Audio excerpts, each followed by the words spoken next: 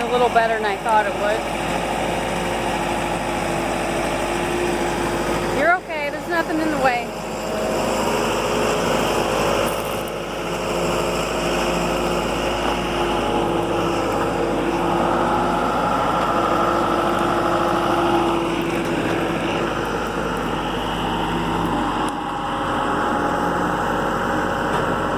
Just watch this hood right here.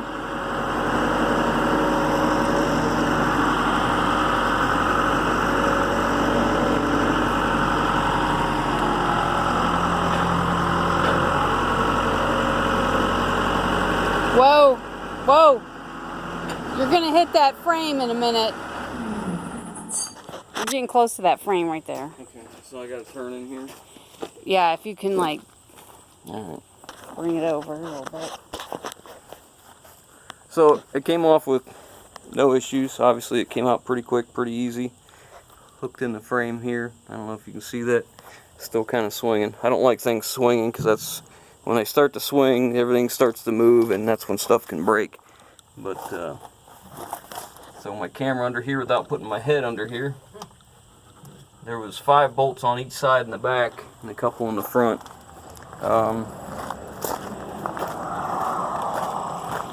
Tried to do this live the other day, but I had trouble with the Gradall. By the time I got it fixed, it was getting late, and my help had to go take care of the dogs and all the other stuff, make dinner.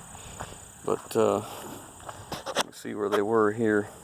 It was on here tight. I mean, it took a good bit to slide it off, and then it was bolted up here in the front, which were obviously kind of crusty. But I'll take the plasma cutter now and cut this, get them out of there, get them brackets off, and then we'll start on the compressor. There's the air compressor.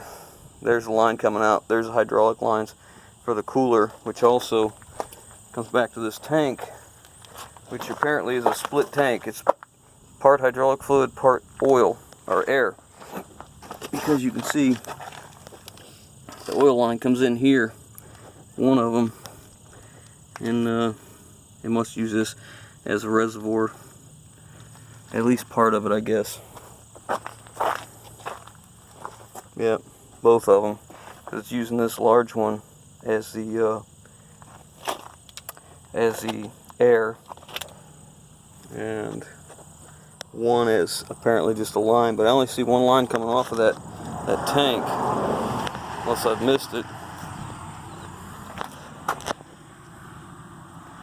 Yep, just the one line comes up, so it's apparently filling and using that. But there's a compressor. It's a pretty good sized compressor. Now, that comes off too. I got to get the air intake off, get the drive shaft out, leave the PTO on. The air tank comes off. Everything to do with the compressor. There's still a pile of wiring here that I have to take off. I've already got a huge pile to begin with. But we're going to strip this thing down to just a bare cab and chassis. This truck is 84 inches back of cab to center of the axle. So one of two things going to happen. A guy I know would like to have the truck.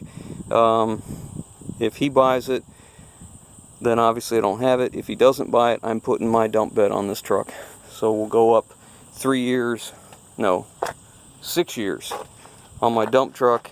And so 6 years newer, a little more valuable, all that kind of stuff. So anyways, let's get this body unhooked, get it cribbed up. We're gonna put a bunch of cribbing underneath it and set it on so it's not sitting on the ground.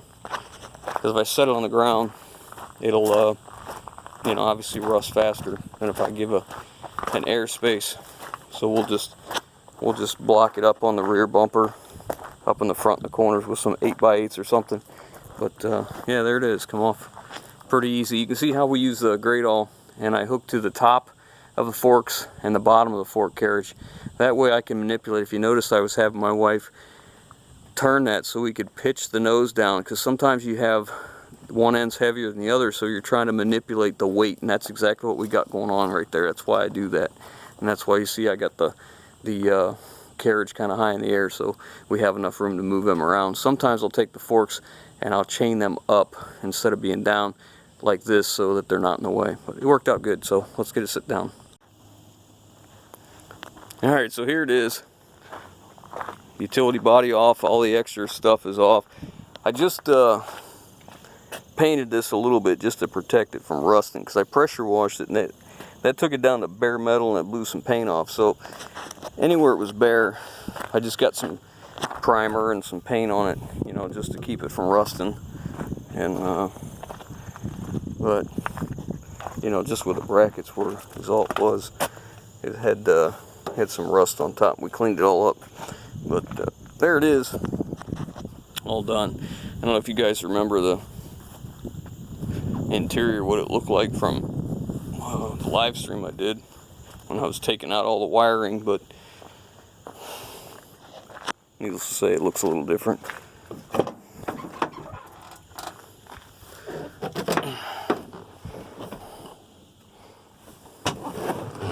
Now it's a whole lot less dirty. It looks quite a bit better. Still got some holes in the console where stuff was mounted, but nonetheless, my wife's got it all cleaned up. Looks so much better. At least now I'm gonna go work on it, and it'll be much nicer to work on. And this truck's got 231 on it. This is where all the switches were. They make a blank plate like this that goes in here. I'm going to see if I can locate one. I may have one laying around. Somebody put that aftermarket radio in. That's what all this is. This cut off adapter stuff. I'd rather put a factory radio back in it. But nonetheless, it turned out pretty good. She's got it all dolled up, all shined up, and you know, it's got the push button Allison trailer brake controller. So here's that. Had a pedestal mount here, which started the whole thing of taking the wiring out, was I needed that out of the way so I could get the dog box off. Well, now that all that's done, I can actually move on to the running problem. This truck will start fine in the morning, but as soon as the oil thins, you know, you run it for a little while. After that, it has a hard or no start when it's hot, when it's up to operating temperature. So I think it's a problem in the high pressure oil system. So we're going to dig into that next, but I don't know if you can tell, but we got a bunch of rain coming, so I got to make room in the shop. But I want to get that body off so that it's easier to get in the shop and move around, because now I can use a grate awl and kind of pick it up and twist it and get it in the shop, because this shop's only 30 feet deep. There's 11 foot of frame right here and probably 8 foot of truck, so there's 19 foot plus flip the hood open. We're at 20 some feet, so there's not a lot of room to spare. So I'm going to try and get this thing backed in to the shop so I can get some room to work on it, so I won't get slowed up by the weather. It's getting that time of year again. The leaves are turning. Won't be long. It'll be snowy and cold, so I got to make sure the shop has enough room I can get stuff into it. So anyways, we'll bring you along when I get going on the running problem with this truck, but I just wanted to kind of close where we're at right now, and we'll catch you guys on the next one. Alright, I snuck it in here. It's tight, just like I told you. You know, the frame is close back there. You know, I got engines in the way, everything's in the way. The shop's too small for this kind of work, but it's in here, and at least I'll be able to look into it. Now, like I said, I have just enough room to open the hood and get around it if the door is closed. So, and I got it in just in time, because as you can see, it started to rain. So just in time. But this is the next thing. We're gonna get going on the running problem on this thing, and I kind of talked about that in a live stream before, but basically the gist of it is this thing will start off in the mornings great. It cranks a little longer than I think it should, but it'll start, it'll run, it does okay. And then what happens is it'll run good all day long. You park it, come back a few minutes later to start it, it won't start. I think there's a problem in the high pressure oil system, whether it's the high pressure oil can't build enough pressure, or there's a seal bad, or one of the pucks is bad, around the seal around the puck, something that seals the high pressure oil system, I mean. Because the whole significance about this is that when it starts good in the mornings when the oil is at its thickest, And then once the oil gets warmed up and gets a little thinner, well, then the leak becomes more prevalent, more prevalent. That's the word I'm looking for. And it'll have a harder time building and holding pressure. So we're going to get into that, and I'll probably show you how to do what I'm going to do here. But we'll go from there. But that's it for this one, guys. We'll have to bring you back once we're actually working on the engine.